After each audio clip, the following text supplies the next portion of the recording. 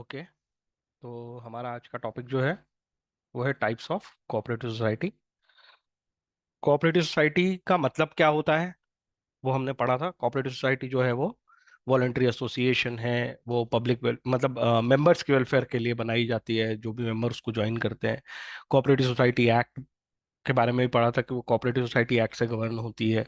उसके कैरेक्टरिस्टिक के बारे में पढ़ा था, मेरिट डिमेरिट ये सब हम पढ़ चुके हैं। अब जो टॉपिक है वो ये है कि कोऑपरेटिव सोसाइटी कितने टाइप की हो सकती है।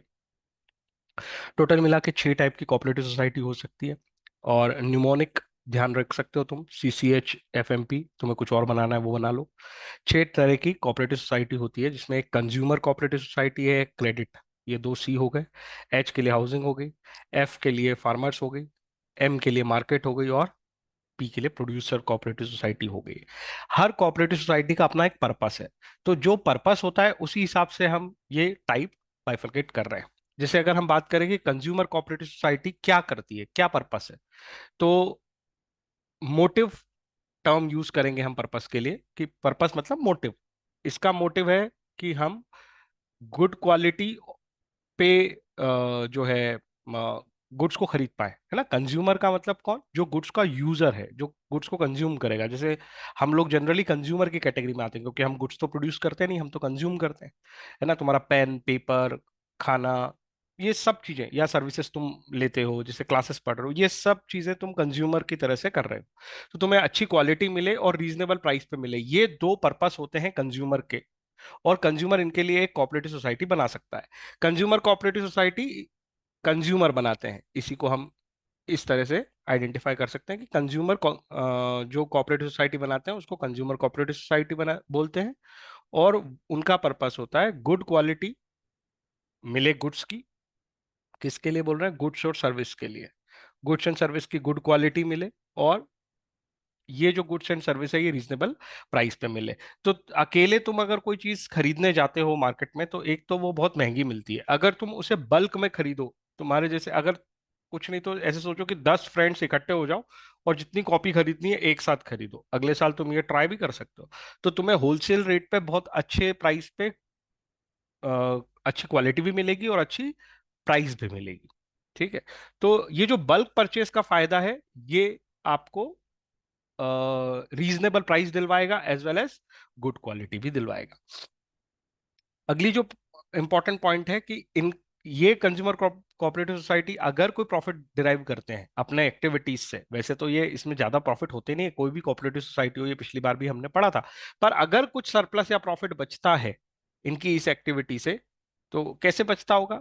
ऐसे बचता है कि पहले कैपिटल कंट्रीब्यूट कर लेते हैं, फिर बाजार में खरीदने जाते हैं, तो एक एस्टिमेटेड प्राइस होता है जिसपे आपको चीजें मिलेंगी। बल्क परचेज की वजह से जितना डिस्काउंट आपने अवेल कर लिया वो एज अ प्रॉफिट आपको मिल जाएगा। उतना आप अपने आपको कह सकते हो कि हमने बचा लिया अपना कॉस्ट, या उतना प्रॉफिट कमा लिया। उस प्रॉफिट को वो आपस में बांट लेते हैं, या तो कैपिटल कंट्रीब्यूशन के रेशियो में, या नंबर ऑफ परचेज के रेशियो में, जिसने जितना ज्यादा परचेज किया। ठीक है। जैसे सपोज किसी ने 10 कॉपी खरीदी, किसी ने 8 खरीदी, किसी ने 15 खरीदी, तो जो रेशो है उनका परचेज का, उस रेशो में ही अपने प्रॉफिट को डिस्ट्रीब्यूट कर लेंगे। तो कोई भी कोऑपरेटिव सोसाइटी अगर, इसके बाद भी हम जो पढ़ेंगे उसके अंदर यही देखो, किसने वो कोऑपरेटिव सोसाइटी बनाई, कंज्यूमर कोऑपरेटिव सोसाइटी कंज्यूमर्स ने बनाई। मोटिव क्या था, अच्छी क्वालिटी का गुड्स एंड सर्विस मिले और रीजनेबल प्राइस पे मिले। प्रॉफिट अगर होता है तो क्या करते हैं, प्रॉफिट अगर होता है तो डिस्ट्रीब्यूट करते हैं। ठीक है। किस बेसिस पे डिस्ट्रीब्यूट करते हैं, तो कैपिटल के बेसिस पे या परचेज के बेसिस पे। ये था पहला पॉइंट। दूसरे टाइप की सोसाइटी की बात करें अगर हम, प्रोड्यूसर कोऑपरेटिव सोसाइटी की, तो कंज्यूमर के साथ प्रोड्यूसर याद ही रहता है। यहाँ पे जनरली स्मॉल प्रोड्यूसर्स इंगेज होते हैं ना। लार्ज प्रोड्यूसर के पास तो अपने इतने रिसोर्स होते हैं, जैसे रिलायंस हो गई, तो वो एक प्रोड्यूसर है, और इतना बड़ा प्रोड्यूसर है कि उसके पास अपना इतना कैपिटल और फंड्स है कि उसको जरूरत नहीं किसी और के साथ बिजनेस करने की। लेकिन जो छोटे छोटे जैसे रिलायंस रिलायंस फ्रेश चलाता है ना, तो रिलायंस फ्रेश पे वो सब्जियां भी बेचता है और किराने का सामान भी बेचता है। अब एक छोटा किराना वाला या एक छोटा सब्जी वाला अगर अपने लिए एक सोसाइटी बनाए जिसके अंदर वो पूलिंग कर ले अपने सारे रिसोर्सेस की, है ना, तो उन रिसोर्सेस की पूलिंग से वो ज्यादा बेहतर तरीके से काम कर सकते हैं, क्योंकि वही सारे फायदे उनको मिलेंगे अगर वो पूलिंग कर लेंगे। तो पूलिंग की वजह से उनके पास फंड ज्यादा है, फंड ज्यादा है तो वो बल्क परचेस कर पाएंगे, और बल्क परचेस करने की वजह से उनकी बार्गेनिंग पावर बढ़ जाएगी। बार्गेनिंग पावर का मतलब होता है निगोशिएशन की पावर, कि हम तो और कम प्राइस देंगे। इतना ज्यादा क्वांटिटी में गुड्स खरीदते हैं कि प्रोड्यूसर को हर यूनिट पे उतना प्रॉफिट नहीं चाहिए होता। वो क्या करता है, क्योंकि उसको इतना सारा, इतना बड़ा ऑर्डर मिलता है, वो बल्क में ऑर्डर लेने की वजह से अच्छा डिस्काउंट देता है, तो बार्गेनिंग पावर बढ़ जाती है। ठीक है। ये जो सोसाइटी होती है प्रोड्यूसर कोऑपरेटिव सोसाइटी, इसको दो तरीके से देखा जाता है। प्रोड्यूसर कोऑपरेटिव सोसाइटी बायर भी होती है और सेलर भी होती है। बायर क्यों होंगी? जैसे तुम प्रोड्यूसर हो पेन के, तो पेन के प्रोड्यूसर हो, अब तुम्हें प्लास्टिक खरीदना पड़ेगा जिससे तुम पेन बनाओगे, तो प्लास्टिक खरीदने के लिए तुम हो गए हो buyer cooperative, buyer, as a buyer producer cooperative society हो। और अगर तुम पेन बेचने के लिए मार्केट में जाते हो तो तुम एज अ सेलर हो। तो सप्लायर के साथ जब डील करते हो तो बायर की तरह बिहेव करते हो, जब बेचने के लिए कोऑपरेटिव सोसाइटी बनाई है तुमने एज अ सेलर, तो तुम सेलर की तरह बिहेव करते हो। तो प्रोड्यूसर को दो एंगल से देखा जाता है। एक एंगल है प्रोक्योरमेंट ऑफ इनपुट, इनपुट मतलब जो भी चीजें तुम्हें प्रोडक्शन के लिए चाहिए, खरीदनी है, तो as a buyer procurement of input के लिए, और as a seller selling of goods के लिए। सेलिंग ऑफ गुड्स में जैसे अकेले एक छोटा प्रोड्यूसर अपनी मार्केटिंग नहीं कर सकता, लेकिन अगर वो एक कोऑपरेटिव सोसाइटी बना ले प्रोड्यूसर्स की और उसके पास बहुत सारा फंड्स हो, तो फिर वो एक साथ सभी के लिए मार्केटिंग कर सकते हैं। अमूल इसका बढ़िया एग्जांपल है प्रोड्यूसर कोऑपरेटिव सोसाइटी का। वो जो है मिल्क को बढ़िया तरीके से मार्केट करते हैं, और उसमें अगर अपन इंडिविजुअल लेवल पे देखें तो मेंबर्स जुड़े हुए हैं, सब अपना अपना मिल्क प्रोडक्शन जो है वो इकट्ठा करते हैं, फिर उसकी एक साथ मार्केटिंग करते हैं अमूल के नाम से और फिर बेचते हैं। तो ये सेलर कोऑपरेटिव सोसाइटी का एग्जांपल है अमूल। ठीक है। और बल्क परचेज करना हो तुम्हें कोई गुड्स, तो उसके लिए भी तुम आ सकते हो। यहाँ पे भी जो प्रॉफिट होंगे उनका क्या करोगे, तो रेशो में बांट सकते हो। कितना कितना बांटोगे? वही है कि अगर आप सेलर के पॉइंट ऑफ व्यू से देख रहे हो कि हम तो अमूल कोऑपरेटिव सोसाइटी है, तो जिस फार्मर ने जितनी जितनी यूनिट्स ऑफ मिल्क सेल किया है अपनी तरफ से, या जितना कंट्रीब्यूट किया है मिल्क बेचने के लिए, उस रेशो में उसको पैसे मिलने चाहिए। अगर तुम बायर के नेचर के हो तो जितना जितना फंड तुमने दिया था, जिससे तुमने प्रोक्योरमेंट किया है, तुमने अगर बड़ा प्रोक्योरमेंट किया है तो तुम्हें ज्यादा प्रॉफिट मिलेगा, तुमने अगर कम प्रोक्योरमेंट किया है as compare to other members, तो तुम्हें कम प्रॉफिट मिलेगा।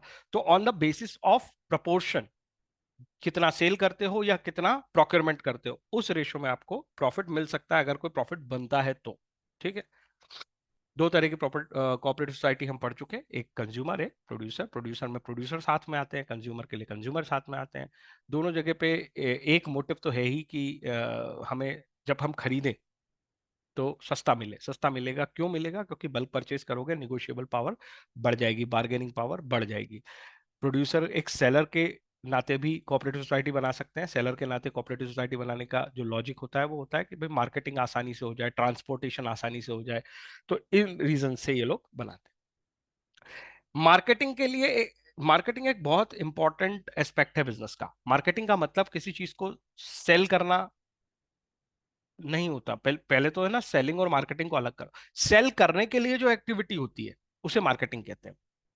Selling is not marketing. Sell करने के लिए जो एक्टिविटी होती है उसे मार्केटिंग कहते हैं। तो मार्केटिंग में बेसिकली हम कोशिश ये करते हैं कि एक पर्सन को ढूंढा जाए, उसे ये समझाया जाए कि हमारे पास पर्टिकुलर प्रोडक्ट है, वो इसको प्रोडक्ट को खरीद सकता है और ये प्रोडक्ट उसके किस काम आएगा। ये जो पूरी कहानी मैंने बोली कि हमारे पास एक प्रोडक्ट है, हम तुम्हें प्रोडक्ट बेच सकते हैं, वो इस प्राइस पे खरीद सकता है, और ये प्रोडक्ट उसके किस किस काम आएगा, उसकी यूटिलिटी क्या है प्रोडक्ट की, जब आप ये सब समझाते हो, तो इसमें ट्रांसपोर्टेशन भी आ जाता है, इसमें प्राइसिंग भी आ जाती है, इसमें कन्विंस करना, एडवर्टाइजमेंट भी आ जाता है। तो ट्रांसपोर्टेशन, प्राइसिंग, एडवर्टाइजिंग, ये सब मिला जुला के ये जितनी एक्टिविटी है जो गुड्स को सेलर के पास से बायर के पास तक पहुंचवा रही है, इवन उसका नॉलेज दे रही है, उसे उसकी यूटिलिटी समझा रही है, प्रोडक्ट की यूटिलिटी समझा रही है कंज्यूमर को, ये सारी एक्टिविटी मार्केटिंग होती है। और मार्केटिंग एक बहुत कॉम्प्लेक्स टास्क है। मार्केटिंग पे ही डिपेंड करता है कि आपका बिजनेस कितना ग्रो करेगा। तो मार्केटिंग एक तो बहुत ही कॉम्प्लेक्स टास्क है और ऊपर से बहुत एक्सपेंसिव टास्क भी है। इसलिए हर छोटा मोटा प्रोड्यूसर जो है वो इस काम को नहीं कर सकता। तो प्रोड्यूसर जरूरी नहीं कि प्रोड्यूसर कोऑपरेटिव सोसाइटी बनाए, मार्केटिंग करने के लिए वो मार्केटिंग कोऑपरेटिव सोसाइटी भी बना सकते हैं। तो यहाँ पे जो फैसिलिटी मिलती है इस सोसाइटी, ये फैसिलिटी क्या प्रोवाइड करती है? Marketing, packaging, transportation, warehousing. तो यहाँ पे एडवर्टाइजमेंट, पैकेजिंग, ट्रांसपोर्टेशन, वेयरहाउसिंग सारा फैसिलिटी दिया जाता है। मोटिव क्या है? मिडिल मैन को हटाओ, क्योंकि मिडिल मैन बेसिकली फायदा ले रहे हैं। मिडिल मैन कौन होते हैं? जो प्रोड्यूसर और कंज्यूमर के बीच में बैठा है। जैसे ट्रांसपोर्ट वाला एक मिडिल मैन है। ट्रांसपोर्ट वाला क्या करता है? प्रोड्यूसर से गुड्स खरीदता है, कंज्यूमर को भेजता है। वो ट्रांसपोर्ट वाले को हायर करने के से अच्छा है कि अपन अपना ट्रांसपोर्ट ले लो, मतलब अपना ट्रक हो। तो अपना ट्रक हो जो गुड्स बेचे, मतलब भेज देगा, तो ऑब्वियस बात है आपने एक प्रॉफिट एलिमेंट हटा दिया जो कोई और व्यक्ति ट्रांसपोर्ट चला रहा था उसका। अब आपको केवल कॉस्ट बियर करनी है।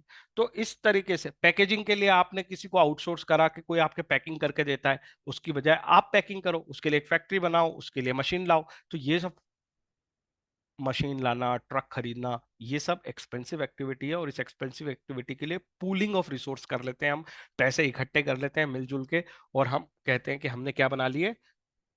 Marketing cooperative society.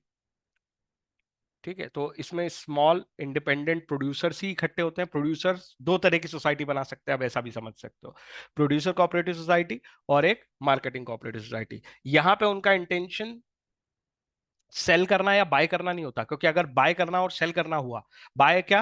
Raw material by करना और फिनिश प्रोडक्ट सेल करना, अगर ये वाला इंटेंशन है तो प्रोड्यूसर कोऑपरेटिव सोसाइटी बनेगी। लेकिन अगर प्रोड्यूसर्स का इंटेंशन ये है कि उनको तो केवल गुड्स की मार्केटिंग करनी है, तो फिर मार्केटिंग कोऑपरेटिव सोसाइटी बनेगी। ठीक है, तो ये एक सिंगल सेंट्रलाइज एजेंसी खुद की क्रिएट कर लेते हैं, ओन एजेंसी, अपनी ही एजेंसी क्रिएट कर लेते हैं। अलग अलग ट्रांसपोर्टर के पास नहीं जाना, पैकेजिंग करने वालों के पास नहीं जाना, एडवर्टाइजर्स के पास नहीं जाना, खुद ही ये सारी व्यवस्था कर लेते हैं। तो जब ये सेल्फ डिपेंड हो जाते हैं, तो ये सारे फंक्शंस ये खुद से करते हैं, इस वजह से ये मिडिल मैन को एलिमिनेट कर देते हैं। ऐसे करके आप लिख सकते हो। ठीक है, तो मैंने सारे की पॉइंट्स कवर कर रखे हैं। इतने पॉइंट्स में आंसर लिखोगे तो पूरे नंबर मिलेंगे। तो मोटिव पे बात करो, प्रॉफिट पे बात करो, फंक्शन पे बात करो, ऐसे सेंटेंस बनेगा, रटने की जरूरत नहीं है। ये फंक्शन क्या परफॉर्म करते हैं, इनका क्या मोटिव होता है, और अगर प्रॉफिट हुआ तो प्रॉफिट डिस्ट्रीब्यूट होता है, और डिस्ट्रीब्यूट कैसे होता है? जो आउटपुट जनरेट हो रहा है उस हिसाब से प्रॉफिट डिस्ट्रीब्यूट हो जाता है। इसके अलावा एक होती है एग्रीकल्चरल कोऑपरेटिव सोसाइटी या farmers cooperative society. Farmers cooperative society में छोटे छोटे जो फार्मर्स होते हैं उनको एक बड़े लैंड पे फार्मिंग करने का फायदा मिल सकता है ना? तो वो अपने असेट को पूल कर लेते हैं। बेसिकली वो लार्ज स्केल फार्मिंग के फायदे उठा रहे हैं। और दूसरा फायदा उनको मिलता है कि जब वो कोई चीज सामान खरीदने जाएंगे, जैसे प्रोड्यूसर जा रहा था, तो ये भी खाद, बीज, ये सब खरीदने जाते हैं, तो इन्हें अच्छी प्राइस पे मिले, क्योंकि वो बल्क परचेस करेंगे, उनकी बार्गेनिंग पावर बढ़ जाएगी। ये सेंटेंस ऐसे ही जोड़ते जाने चाहिए कि इनका इंटेंशन होता है कि इनपुट जो है वो रीजनेबल प्राइस पे मिले। इनपुट मतलब raw material, labour, etcetera. Input का मतलब जिससे वो प्रोडक्ट बनाएंगे, जिससे वो खेती करेंगे, जिससे वो क्रॉप्स उगाने के लिए जो जो चीजें उनको हेल्पफुल है, वो सब इनपुट है। तो इनपुट उन्हें अवेलेबल हो रीजनेबल प्राइस पे। कैसे हो जाएगा? जब वो पूलिंग कर लेंगे, एक साथ मिलके कोई चीज खरीदने जाएंगे तो ज्यादा खरीदेंगे, ज्यादा खरीदेंगे तो बार्गेनिंग पावर बढ़ेगी, बार्गेनिंग पावर बढ़ेगी तो रीजनेबल प्राइस मिलेगी। ठीक है, तो बेनिफिट इसमें जो है, एक फायदा तो इनपुट को सही प्राइस पर खरीदना है, और दूसरा फायदा वो स्ट्राइव करते हैं प्रोडक्टिविटी हायर हो जाए। है ना? ऐसा भी होता है कि एक बीघा, एक बीघा, एक बीघा करके उनके पास खेत है, वो सब उन्होंने इकट्ठे कर लिए। इकट्ठे कर लिए मतलब आसपास थे, तो सबने बोला कि अपन एक साथ इस पूरे खेत पे खेती करेंगे, तो उसकी वजह से हाई प्रोडक्टिविटी मिल जाएगी। तो लार्ज ना, जैसे ट्रैक्टर खरीद लेंगे अपने लिए एक ही, है ना, वो हायर करने की जरूरत नहीं है। तो इस तरीके से वो हाई प्रोडक्टिविटी पे चले जाते हैं। फंक्शंस की बात करें तो क्या करते हैं? कंसोलिडेटिंग, यही जो मैं एग्जांपल बता रहा हूं कि वो कंसोलिडेट करते हैं लैंड को, जमीन को कंसोलिडेट करते हैं। मतलब छोटे छोटे खेत में तोड़ने की बजाय वो एक बड़ा खेत बना लेते हैं उन सबको मिला के। इसको बोलते हैं कंसोलिडेशन। इनपुट खरीदते हैं बल्क में, रीजनेबल प्राइस पे, और मॉडर्न टेक्निक अप्लाई करते हैं, जैसे कि थ्रेश, अच्छी मशीन, अच्छा सीड, है ना, तुमने पहले भी सुना होगा, हाई क्वालिटी सीड्स, जिससे कि खेती ज्यादा अच्छी होती है, अच्छे फर्टिलाइजर, ऑर्गेनिक नेचर के फर्टिलाइजर। तो ये सारी चीजें वो है ना। और अब तो ऑर्गेनिक फार्मिंग तुमने सुनी होगी, जिसके अंदर वो किसी भी तरह के केमिकल फर्टिलाइजर का इस्तेमाल ना करके नेचुरल फर्टिलाइजर का इस्तेमाल करते हैं, जिसकी कॉस्ट बहुत ज्यादा है। तो वो कॉस्ट कवर करने के लिए वो लोग क्या कर लेते हैं, फार्मर कोऑपरेटिव सोसाइटी बना लेते हैं। तो मॉडर्न टेक्निक को अप्लाई करने के लिए, क्योंकि कैपिटल फंड ज्यादा चाहिए होता है, इसलिए वो पूलिंग कर लेते हैं अपने रिसोर्सेस की, और इस तरीके से फार्मर्स कोऑपरेटिव सोसाइटी काम करती है। इसमें भी बुक में नहीं लिखा प्रॉफिट कैसे बटता है, तुम लिख सकते हो प्रॉफिट कैसे बटेगा। तो जितना जितना कंट्रीब्यूशन होगा फार्मर्स का, उस हिसाब से वो अपना अपना प्रॉफिट बांट लेंगे। क्रेडिट कोऑपरेटिव सोसाइटी ये तुम्हें शहरों में देखने को मिल जाएगी। ये वो कोऑपरेटिव सोसाइटी जिसका एग्जांपल तुम्हें सबसे आसानी से समझ में आ सकता है, अगर बाजार में ध्यान से चलते हो तो कभी कभी ऐसा दिखता है तुम्हें, सहकारी बैंक, कोऑपरेटिव बैंक। तो कोऑपरेटिव बैंक क्या करती है, कुछ लोग होते हैं जिनको लोन की बार बार जरूरत पड़ती है, खासतौर पे बिजनेसमैन ही होते हैं जिनको छोटे छोटे समय के लिए लोन की जरूरत पड़ती है। अगर वो बैंक जाते हैं तो उनको एक तो फॉर्मेलिटी बहुत ज्यादा करनी पड़ती है, मतलब पेपर वर्क बहुत ज्यादा करना पड़ता है, बहुत चेकिंग होती है, और इंटरेस्ट रेट भी लगता है जो कि बहुत हाई वैल्यू पे लगता है। तो high level of interest rate और ये पेपर वर्क वाली फॉर्मेलिटी से बचने के लिए ये लोग मिलके अपने पैसे इकट्ठे करते हैं। सबने 1-1 लाख रुपए इकट्ठे कर लिए, 100 लोग मिले, 1 लाख रुपए इकट्ठे किए, 1 करोड़ रुपए इकट्ठे कर लिए। अब किसी को 10 लाख का लोन चाहिए, किसी को 5 लाख का लोन चाहिए, किसी को 30 दिन के लिए चाहिए, किसी को 60 दिन के लिए चाहिए। तो ये आपस में ही उसी पूल ऑफ फंड से एक दूसरे को लोन देते हैं, बहुत लो लेवल ऑफ इंटरेस्ट रखते हैं, फॉर्मेलिटी लेवल बिल्कुल लो रखते हैं, और आपस में मेंबर्स को ही एक दूसरे को लोन देने को मिलता है। और कोऑपरेटिव सोसाइटी चलती कैसे है, वो जो छोटा मोटा इंटरेस्ट लेते हैं उस प्रॉफिट से ये लोग कोऑपरेटिव सोसाइटी को रन करने के एक्सपेंसेस निकाल लेते हैं, और अगर उसमें कुछ फायदा होता तो आपस में बांट लेते हैं। तो इस तरीके से ये एक दूसरे की म्यूचुअल हेल्प कर देते हैं, इसीलिए ये कोऑपरेटिव सोसाइटी बनाते हैं। तो क्रेडिट कोऑपरेटिव सोसाइटी में फंड्स की पूलिंग होती है, ये लिखना जरूरी है। यहाँ पे कैपिटल को कलेक्ट किया जाता है जिसको लोन देने के लिए यूज किया जाता है। जो कैपिटल आपने इकट्ठी की है उसे क्या दे देते हैं, हम लोन देते हैं। जनरली शॉर्ट टर्म लोन दिए जाते हैं, अपने मेंबर्स को ही दिए जाते हैं, और जो इंटरेस्ट रेट है वो क्या रखा जाता है, लो रखा जाता है। इसमें भी अगर प्रॉफिट होगा तो क्या करेंगे, जो कैपिटल कंट्रीब्यूशन का रेशो है उस बेसिस पे ये क्या कर सकते हैं, आपस में डिस्ट्रीब्यूट कर सकते हैं। जिसने जितना कैपिटल कंट्रीब्यूट किया था उसको उतना इंटरेस्ट मिले, उतना प्रॉफिट का हिस्सा मिलेगा। Last type of cooperative society जो है वो हाउसिंग कोऑपरेटिव सोसाइटी है। हाउसिंग कोऑपरेटिव सोसाइटी क्या होती है, गोकुल धाम सोसाइटी एक हाउसिंग कोऑपरेटिव सोसाइटी है। सर ये क्या है, अगर तुम में से ज्यादातर लोगों ने देखा होगा, आई थिंक सब पे एक सीरियल आता था तारक मेहता का उल्टा चश्मा, उसमें वो गोकुल धाम सोसाइटी है। उसमें वो जितने हैं जेठालाल एंड ऑल दैट, वो सब क्या है पता है, उन्होंने एक हाउसिंग कोऑपरेटिव सोसाइटी बनाई है, और उस सोसाइटी के वो सब मेंबर हैं। और मेंबर क्यों है, क्योंकि उस बिल्डिंग में सबका एक एक घर है। तो यहाँ पे मेंबर वो बनते हैं जो हाउस लेना चाहते हैं रीजनेबल प्राइस पे। ठीक है, कल को उसमें जो भी रिपेयर मेंटेनेंस होता है उसके लिए भी यही लोग कंट्रीब्यूट करते हैं। तो एक सोसाइटी बनती है, और सोसाइटी का एक फंड इकट्ठा होता है, उस फंड से ही बिल्डिंग बनती है, उसी से बाद में रिपेयर होती है। ठीक है, तो यहाँ पे उनका कभी फ्री होल्ड लैंड नहीं होता है, उस सोसाइटी की ही वो बिल्डिंग होती है। वो बिल्डिंग किसी और की नहीं, सोसाइटी की है, उसके सारे फ्लैट्स भी सोसाइटी के हैं। आप एज अ मेंबर उस फ्लैट के राइट ओन करते हो, ना कि as a honour.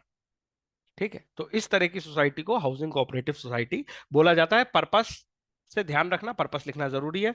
House at reasonable cost, अगर आपको प्रोवाइड किया जा रहा है और आप उस सोसाइटी के मेंबर हो, तो इसका मतलब है कि आपकी सोसाइटी का नाम क्या है, वो कौन सी कैटेगरी में आएगा, वो एक हाउसिंग कोऑपरेटिव सोसाइटी है।